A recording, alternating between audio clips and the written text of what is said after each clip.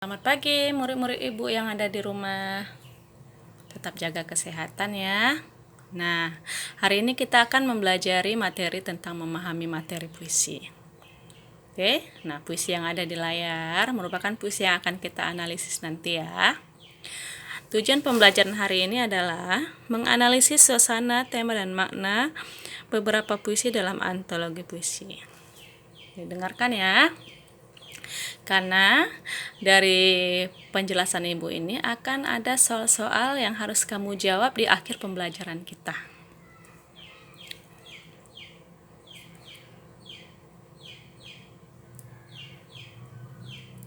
Nah, pengertian. Puisi adalah salah satu karya sastra yang kaya akan makna karena gaya bahasa yang digunakan di dalamnya berbeda dengan bahasa yang digunakan sehari-hari ya. Kalau bahasa sehari-hari kan kita menggunakan makna-makna yang lugas ya, makna sesuai kamu sehingga orang paham apa yang ingin kita sampaikan ya. Bahasa puisi itu bersifat imajinatif, merupakan rangkaian kata-kata yang menggambarkan perasaan penulis atau penyairnya. Imajinatif di sini merupakan bahasa yang dapat mengimajinasikan hayalan kita sehingga kita dapat membayangkan apa yang ingin disampaikan penyairnya. Nah, unsur pembangun puisi terbagi dua ya, unsur fisik dan unsur batin. Unsur fisik terbagi menjadi 6, yakni tipografi, diksi, imaji, kata konkret, bahasa figuratif, dan rima. Sedangkan unsur batin terbagi menjadi 4, tema, amanat, perasaan, nada, dan suasana. Nah, tipografi. Tipografi merupakan bentuk penulisan puisi seperti halaman yang tidak dipenuhi kata-kata, tepi kanan dan kiri maupun pengaturan baris dalam puisi ya. Dalam kaitannya dengan tipografi, larik-larik puisi itu tidak berbentuk paragraf seperti prosa, tetapi berbentuk bait. Nah, contohnya begini yang seperti yang biasa kita lihat sehari-hari ya, dia berbentuk bait ya. Ini satu bait ada 4 baris, ada 3 baris. Yang biasa ini. Ada juga puisi kontemporer, baitnya seperti ini. Dia bergambar-gambar ya. Nah, puisi kontemporer, karet berbentuk jam ya.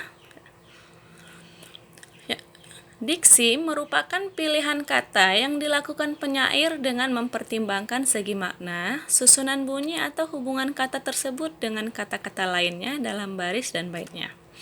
Nah, sebagai contoh ya, puisi Tuhanku karya Hairil Anwar, Tuhanku, dalam termangu aku masih menyebut namamu. Nah, pilihan-pilihan kata yang digunakan penyair adalah Tuhanku, termangu, menyebut namamu. Namu di sini adalah kata ganti Tuhan, makanya huruf kapital ya.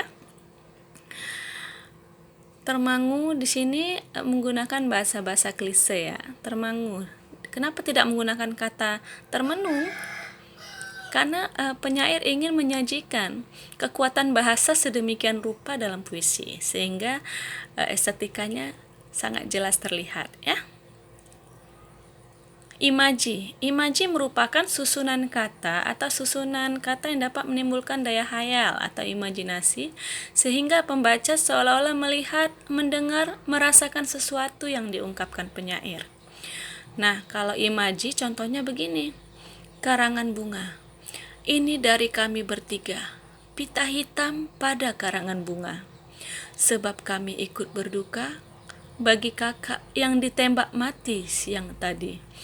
Ini adalah contoh puisi yang mengundang pembaca untuk mengimajinasikan bahwa ada 3 anak kecil yang memberikan karangan bunga pada kakak yang ditembak mati.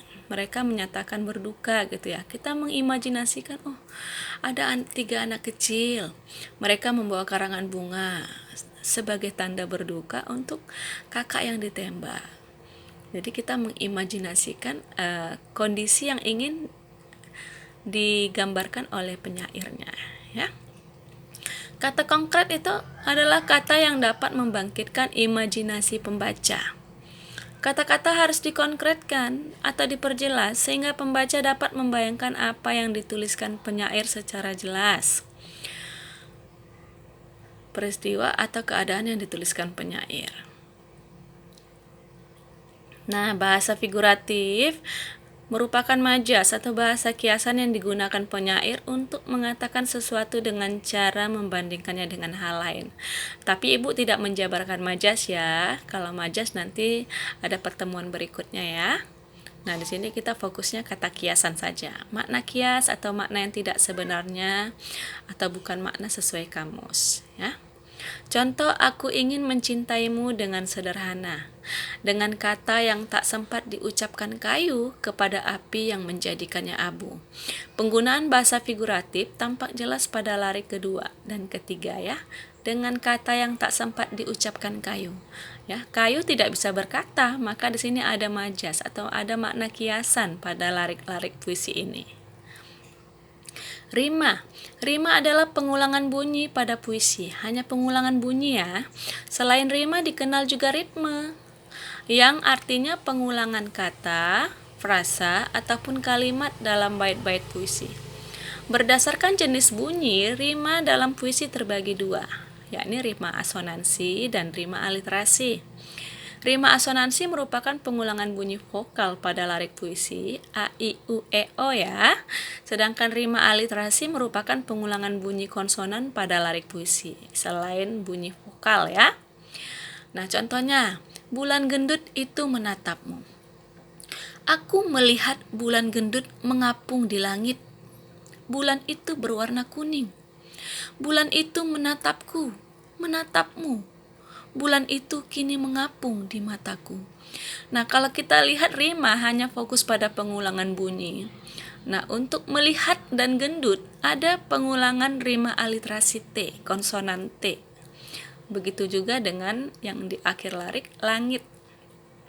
Sedangkan untuk rima asonansinya pada larik ketiga, bulan itu menatapku, menatapmu di mataku di larik terakhir. Itu rima asonansi U. Sedangkan ritme pengulangan kata atau frasa, larik 1 bulan, larik 2 bulan, larik 3 bulan, dan larik terakhir bulan.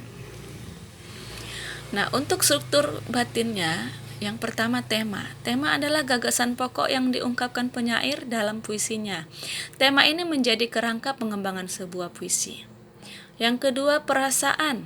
Perasaan adalah ekspresi yang terkandung dalam diri penyair yang tertuang dalam puisi.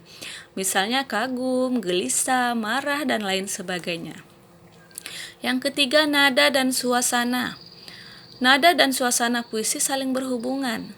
Ya, nada puisi adalah sikap penyair terhadap pembaca, seperti menggurui, menyindir, atau hanya sekedar bercerita sesuatu kepada pembaca.